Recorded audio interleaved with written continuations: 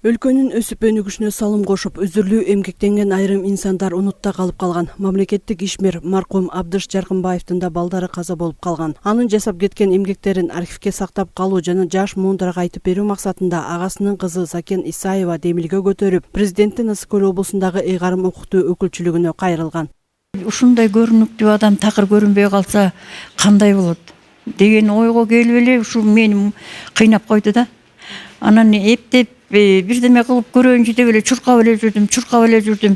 Абам 86-жылы каза болду. Андан кийин аракет кыла бердим. Мен болор деп эле. Жок, эч жерде болбоду.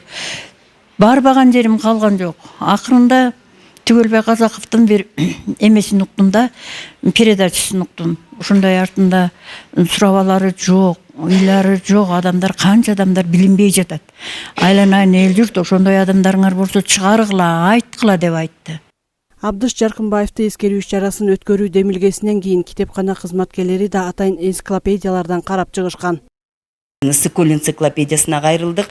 Ал жерде ошо Абдыш абанын 1913 жылы Керебет ташта төрөлүптүр.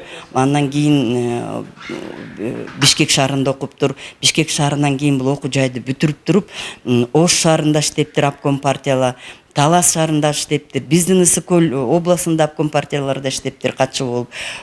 Бул ошо малда бул киши болгон 30 жашта экен.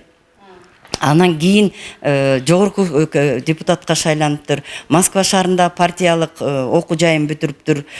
Бул кишинин эмгеги бир топ зор экен. Мамлекеттик ишмер Абдыш Жаркынбаев көп жылдар бою мамлекеттик кызматтарда иштеп, өзгөчө Ысык Көл облусунун социалдык, экономикалык өсүшүнө зор салымын кошкон. Мээрим Субаконова, Нурдин Урманбетов, Сергей Мищенко, Каракол шаарынан.